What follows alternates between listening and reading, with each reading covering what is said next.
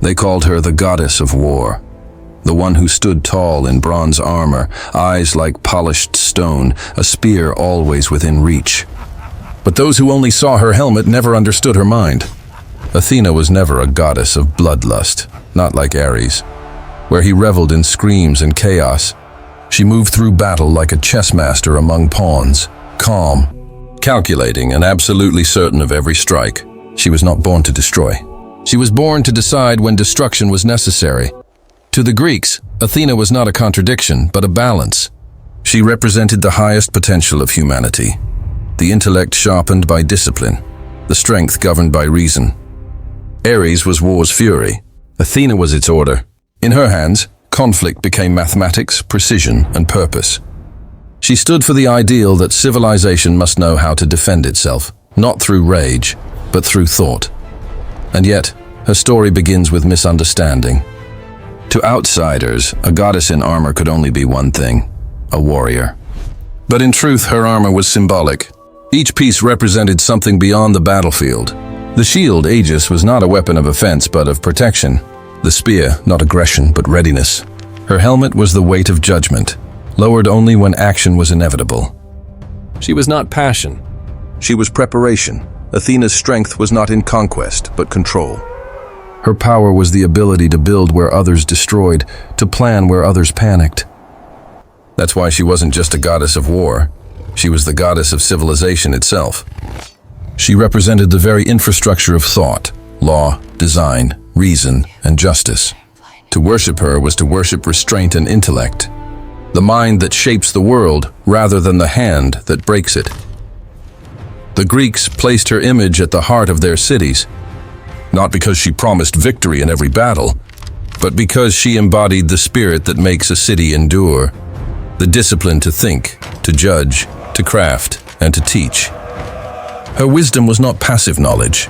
It was active wisdom, wisdom that built walls, wrote laws, and invented tools. The spark that turned chaos into structure. Athena's temples were not mere shrines. They were statements, columns rising from stone like thoughts made visible, mathematics translated into marble. The Parthenon itself was a hymn to balance, every angle, every curve an echo of her principles. To walk beneath its shadow was to step into her mind, order, symmetry, intention. But there was something more elusive beneath all this order, a kind of divine necessity. Athena did not seek adoration, the way Aphrodite craved worship, or Dionysus demanded frenzy. She was not about indulgence. She was about endurance. Her power was needed, not wanted. She represented the part of humanity that survives because it adapts, that wins because it thinks. In Greek art, she rarely smiled. Her face was composed, her gaze unflinching. The sculptors understood. Athena's beauty was not in softness, but in presence. She was beautiful the way a mountain is beautiful, majestic, immovable, impossible to ignore. Her expression said, "I am not here to charm you. I am here to remind you of your duty." In her silence, there was command. In her stillness, authority. And yet, that very calm inspired a kind of devotion deeper than fear. Cities prayed to her not to be saved from danger, but to be worthy of survival. To follow Athena was to strive toward wisdom that could protect, not just through might, but through mastery. Even Ares, in all his brute power, seemed diminished in her presence. He was the storm. She was the wall that directed its wind. When war consumed men, Athena remained above it, shaping the currents of history rather than drowning in them. She was the mind that measured cost before blood was spilled, and the voice that said, "Victory means nothing if civilization falls with it." In the myths, she often appears beside kings and heroes, whispering strategy, offering the calm that precedes clarity. Her guidance was never loud. She did not shout like Zeus or threaten like Hera. She simply observed, and then spoke once precisely, like a blade sliding into its sheath. Her counsel was the moment before the arrow flies, the breath that decides the fate of armies. Athena was the wisdom that commands respect because it never begs for it. The Greeks saw her as the perfect ruler, incorruptible, balanced, and just. When her image was carved into the shields of soldiers, it wasn't to summon rage. It was to remind them of discipline. To fight under her gaze was to fight with purpose. She was not adored for her mercy, nor feared for her wrath. She was revered for her necessity, the goddess who stood at the intersection of chaos and order, ensuring that civilization didn't crumble under its own passion. And so, when we speak of Athena as the goddess of war, it is not a title of violence, but of vigilance. She is the embodiment of what war must become when tempered by mind, a final measure, deliberate and precise. Her story begins here, with that quiet contradiction. A goddess of war who hated waste, a warrior who sought peace through intellect, a divine reminder that wisdom without a backbone is useless, and strength without wisdom is suicide. She is, above all things, the wisdom with a spine. Long before her name was whispered on the lips of mortals, before Athens had walls or laws, there was a prophecy. It said that the goddess Metis, titaness of deep thought and cunning counsel, would bear a child wiser and stronger than her father. And her father, of course, was Zeus. For a king who had already overthrown his own sire, the idea of being overthrown in turn was unbearable. So Zeus did what kings in fear often do. He sought control. He swallowed Metis whole. But wisdom cannot be digested. Inside him, Metis remained alive, her mind a silent forge beneath the surface of Olympus. Within the darkness of his being, she began to craft something extraordinary, not a rebellion, but a reflection. From the union of his fear and her intellect, a new consciousness began to take shape. It was not a child of love nor of lust. It was a child of necessity, a mind given form. Days passed into agony. Zeus, master of thunder, began to feel a storm inside himself, an unbearable pressure behind his eyes, a weight of thought too great for even a god to contain. The heavens trembled with his pain. He cried out for Hephaestus, the divine smith, whose hammer could shape lightning and iron alike. With a single strike of his axe, Hephaestus split the skull of Zeus, and from that wound of light and sound, Athena emerged, fully grown. Fully armed, there was no infant's cry, no trembling limbs, no innocence. She rose in a blaze of intellect and steel, bronze gleaming, eyes like the morning star, voice echoing across Olympus in a cry that sounded less like birth and more like revelation. In that instant, the world gained something it had never known before. The perfect marriage between strength and thought. Other gods were born from desire, from chaos, from sea foam or storm. But Athena was born from a decision, an act of fear, calculation, and fate. That's what made her different. She was not emotion given flesh. She was reason made divine. Her birth wasn't a miracle. It was a consequence. The ancients said this story was both truth and symbol. For the philosophers, Athena's emergence from Zeus's mind was the embodiment of a concept, that every act of creation begins with thought. That wisdom is born when fear confronts its own reflection. She was the child of anxiety and foresight, and so she carried within her both the calm of clarity and the weight of consequence. She came into being with armor not because she sought war, but because she was ready for it. Ready for the world, for the arguments of gods, for the folly of men. There was no learning curve, no awkward adolescence. Athena was the finished idea, the completed thought. The Greeks said she was born whole, and that phrase held power. It meant she was the mind already sharpened, the plan already made, the will already steady. From that day forward, she stood beside Zeus not merely as a daughter, but as his counselor, his strategist, the voice of precision when thunderclouds of anger gathered over Olympus. Zeus, in all his pride, rarely listened to anyone, but he listened to Athena. She was not his rival, she was his balance. And yet the circumstances of her birth left a mark. She had no mother, no maternal softness, no nurturing instinct. Her wisdom was forged in solitude. She did not feel as others felt. Her heart was built from purpose, not affection. When the poets wrote of her, they said she carried the silence of her mother's absence within her, the unspoken knowledge that even the wisest can be consumed by fear. Her story was not simply miraculous, it was a warning. For those who seek to suppress wisdom, wisdom will find another way to be born. You can swallow truth, bury it, silence it, but you cannot contain it. It will emerge when the mind can no longer bear the pressure of its own denial. Athena was that eruption. Thought tearing through ignorance, intellect bursting from the skull of power. The sky cleared after her birth, thunder fading into a rare, gentle light. Olympus looked upon her in awe. Even Hera, Zeus's proud queen, who envied nearly every goddess, could find no fault in Athena's form. She was not seductive like Aphrodite, nor untamed like Artemis. Her beauty was carved in focus and symmetry, the embodiment of purpose made visible. When Athena first looked upon her father, she did not bow. She did not cry for recognition or approval. She simply met his gaze, calm, equal, unshaken. The moment was both quiet and seismic. A daughter born not beneath a god, but beside him. Zeus, for once, did not thunder. He smiled. He knew the prophecy had fulfilled itself, but not in the way he feared. He had not been overthrown. He had been completed. And in that small divine irony, a greater truth unfolded. The greatest kings are not destroyed by wisdom. They are defined by it. From that day, Zeus's throne room changed. There were fewer storms, fewer outbursts of divine fury. For when the ruler of gods began to rage, Athena's voice would rise, a low, measured counterweight that calmed the thunder. Olympus found its mind, and so her legend spread, not just as a daughter born of lightning, but as the proof that intellect is divine, that thought itself can be sacred. The Greeks saw her as the bridge between heaven and logic, between instinct and discipline. They said, "From Zeus's pain came order. From his fear came understanding. From his skull came Athena." It was less a birth story and more a manifesto. A declaration that wisdom, though born of fear, will always ascend higher than the fear that created it.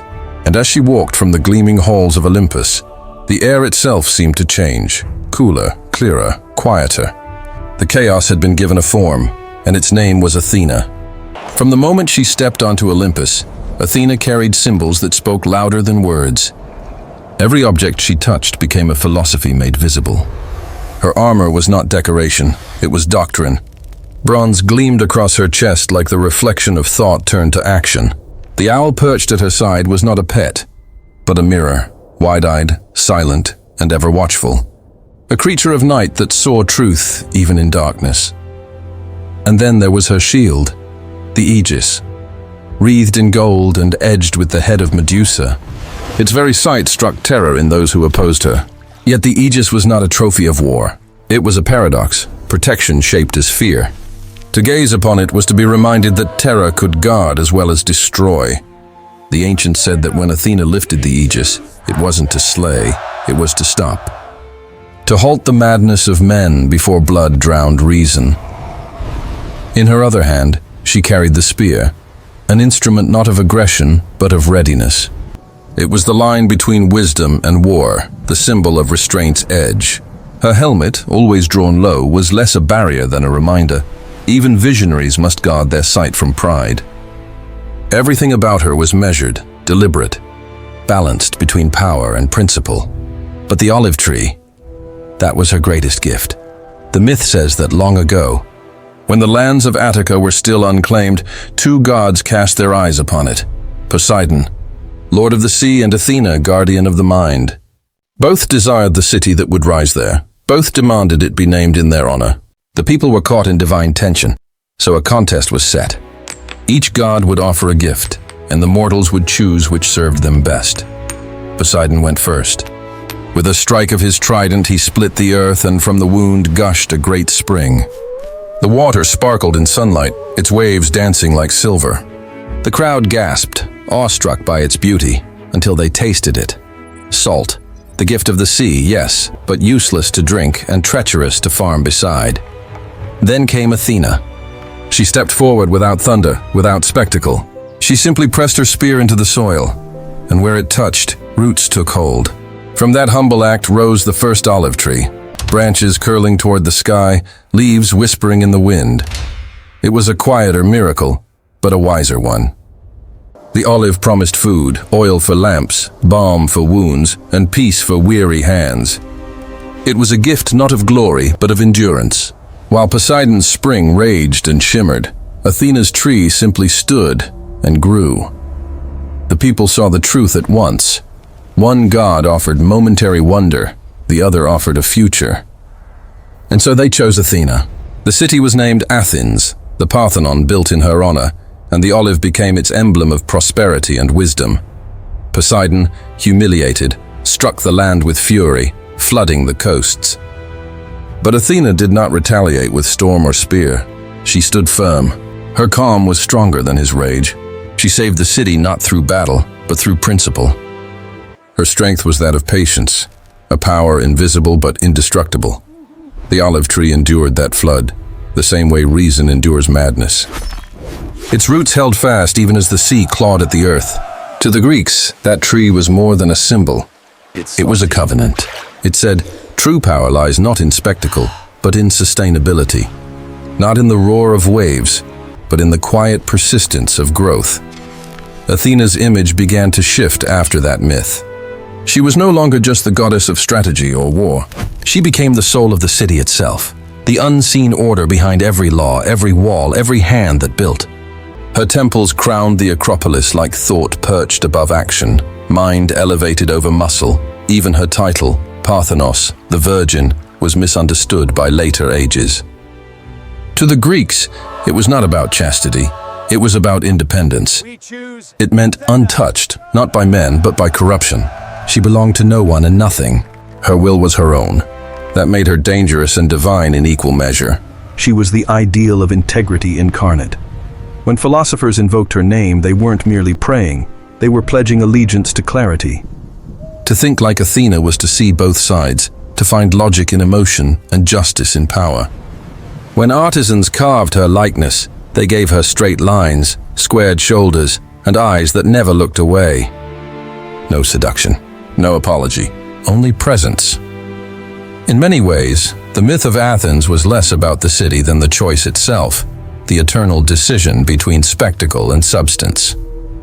Between Poseidon's flash and Athena's foresight, it was a story the Greeks would tell themselves again and again, each time they faced the temptation of arrogance.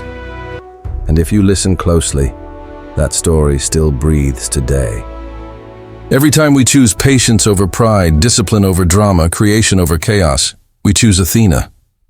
The olive still grows, the water still surges, and humanity still stands at that same crossroads, deciding which god it will serve. The ancients said that when Athena walks through a city, you can tell by the sound, not thunder, but the quiet rhythm of tools against stone, of scrolls unrolling, of words written in law. Civilization itself is her hymn. She taught them, as she still teaches us, that wisdom is not a flash of brilliance. It is a lifetime of cultivation. Like an olive tree, it grows slow, demands care, and bears fruit only for those who wait. Athena's world was not ruled by force alone.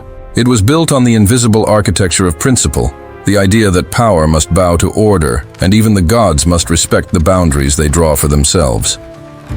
Her myths were never random stories. They were lessons stitched together, thread by thread, each one revealing the limits of pride and the price of wisdom ignored. The story of Arachne begins with a loom. In a humble workshop in Lydia, a mortal girl wove tapestries so intricate that they seemed alive.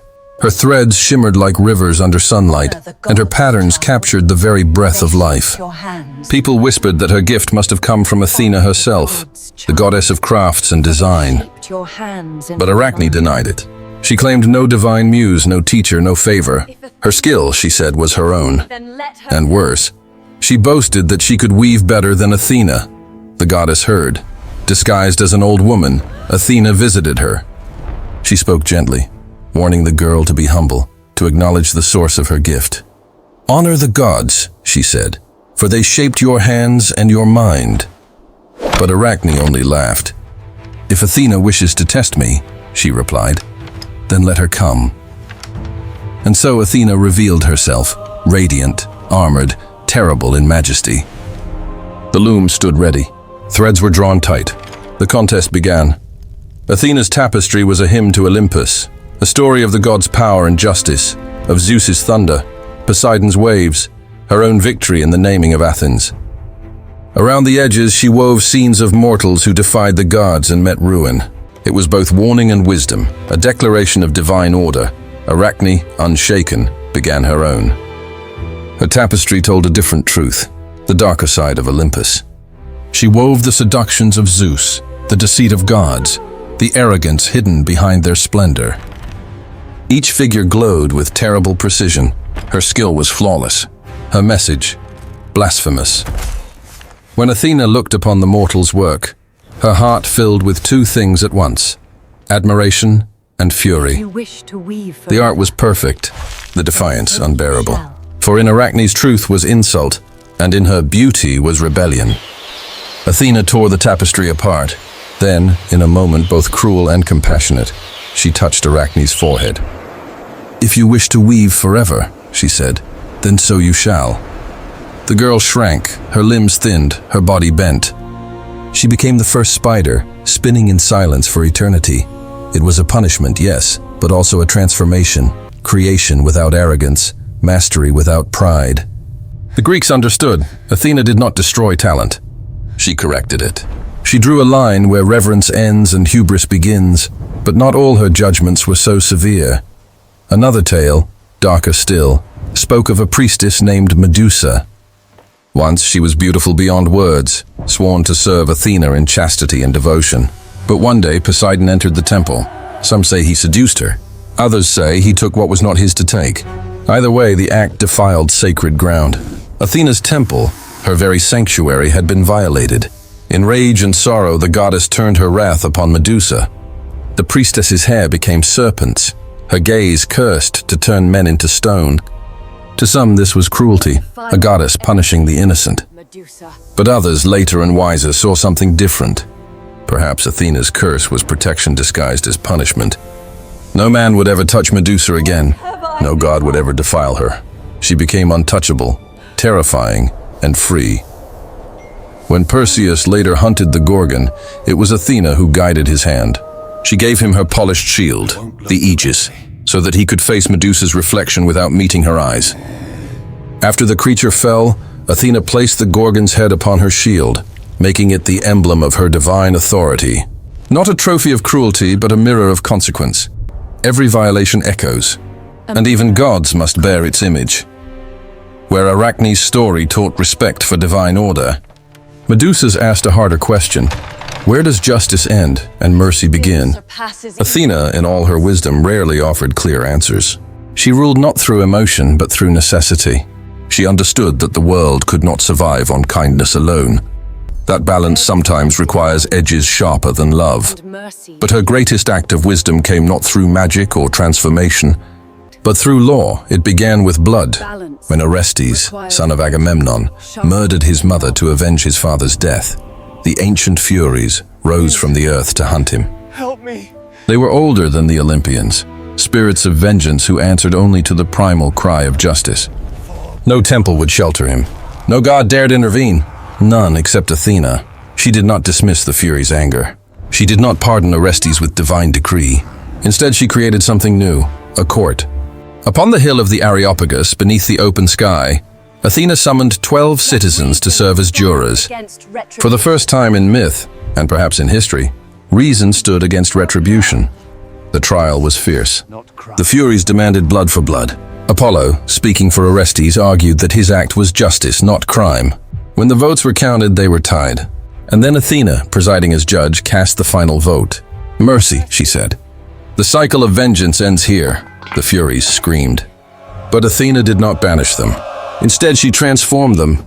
"You will no longer be avengers," she declared. "You will be guardians of law, of conscience, of balance." From that day, the Furies became the Eumenides, the kindly ones. It was more than myth. It was the invention of civilization. In that single moment, Athena taught mortals that justice is not the same as revenge, that peace is not weakness, but wisdom made human. The courtroom replaced the battlefield. Words replaced weapons. And Athens, her city, became the first to build its laws on thought rather than blood. Threads, stone, and law. The tapestry, the temple, the trial. In each, Athena left her mark. She did not just rule Olympus. She educated it. Her lessons were harsh but necessary, her methods unflinching but fair. She was the mind that kept the gods honest, and the hand that taught humanity how to think. In her stories, punishment became protection, fear became order, and vengeance became law.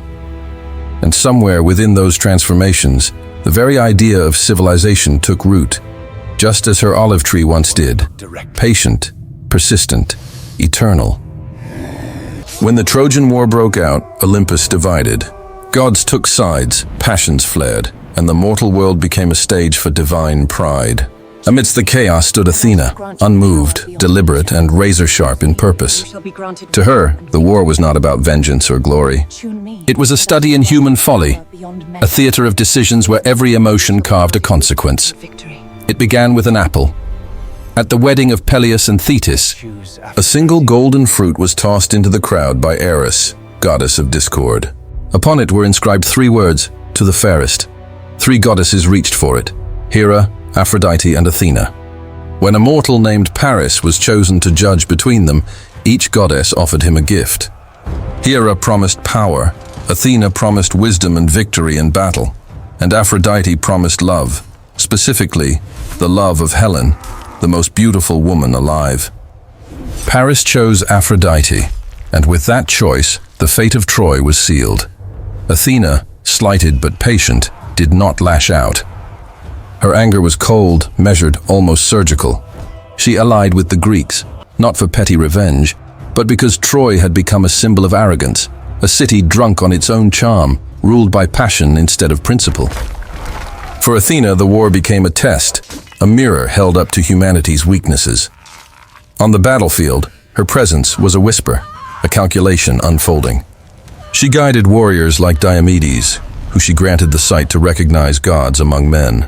Under her watch, he wounded Aphrodite herself, and even struck Ares, the living embodiment of the chaos she opposed. To Achilles, she was the invisible hand that cooled his rage, steering his fury towards strategy instead of blind destruction. She did not command armies. She guided minds. She was the clarity between 2 heartbeats, the pause in which thought triumphs over impulse. But when the Greeks finally conquered Troy, they forgot her teachings. In their lust for victory, they desecrated her temple, dragging the priestess Cassandra from her altar. It was Ajax the Lesser who did it, laughing as the sacred walls fell. And Athena, betrayed by those who bore her own symbols, unleashed a punishment that was not immediate, but inevitable. She sent storms, scattered their fleet, and ensured Ajax's death was slow and nameless. She did not rage, she corrected. Among all mortals who crossed her path, one man reflected her most clearly, Odysseus. The Greeks called him cunning, but Athena saw something deeper. His cleverness was not deceit for its own sake. It was survival through intellect. When others fought with strength, he fought with structure. He was the kind of mortal she could teach. During the war, it was Odysseus who conceived the idea of the Trojan horse. A deception so brilliant it ended a decade of slaughter without a single sword raised in that final night. That was Athena's kind of victory, not won by might, but by mind. Yet her favor did not end with war. When Odysseus set sail for home, Athena became the invisible compass guiding him through wrathful seas, through monsters and storms born of Poseidon's revenge. She disguised him when he needed to hide, revealed him when the time was right, and stood beside him when he reclaimed his throne. To his wife Penelope, she offered endurance. To his son, patience. She was the unseen architect of their reunion. In Odysseus, Athena found her reflection. Flawed, cunning, resilient, endlessly adaptable. He was proof that the human mind, when guided by discipline, could rival the gods themselves. Yet even as her legends grew, so did the misunderstandings. Over centuries, her image was softened, simplified, reshaped by hands that forgot the weight of her spear and the logic of her silence. To some, she became only the goddess of wisdom, detached from action, frozen in statues and philosophy. To others, she was recast as cold, even cruel, a divine bureaucrat, a punisher of women, but both views missed the truth. Athena was neither sentimental nor savage. She was balance. She was what wisdom looks like when it must act. Her so-called coldness was the absence of chaos, her distance the discipline of focus. She did not love loudly, but she protected fiercely. She did not weep over tragedy, but she ensured it had meaning. The Medusa myth, so often told as cruelty, is the perfect example. Was she punishing a victim or giving her power no man could ever take again? The Greeks never answered because Athena herself never explained. Her silence was deliberate, a space left for mortals to think, to wrestle with the complexity of justice. Even her title, Parthenos, so often mistaken for purity, was in truth autonomy. Athena did not reject womanhood. She redefined it. In a world ruled by men and passion, she stood as the model of independence, a woman whose power required neither lover nor lineage. She was not without emotion. She was beyond its control. And so she endured, not as a goddess of temples and offerings, but as an idea, one that transcended her own myths. When the marble crumbled and the hymns faded, her essence remained in every act of reason, in every law written to replace vengeance, in every city that chose thought over thunder. For the Greeks, she was the mind of Olympus. For the modern world, she is its echo, because Athena is not gone. She is wherever intellect tempers instinct, wherever the pen outweighs the sword, wherever someone chooses patience over pride, order over impulse, the olive tree over the crashing wave. She is not a memory, but a method, a pattern of thinking that survives its own mythology. And if you listen closely, you can still hear her. Not in temples, but in the sound of civilization breathing, in the rhythm of builders, judges, teachers, and thinkers. Her voice is quiet, precise, enduring. She was not born to rule Olympus. She was born to remind it why ruling mattered, and long after the gods have vanished. Her truth remains that wisdom without strength is fragile, and strength without wisdom is fatal. Athena was, and forever will be, the mind within the storm, the thought behind the thunder, the wisdom with a spine,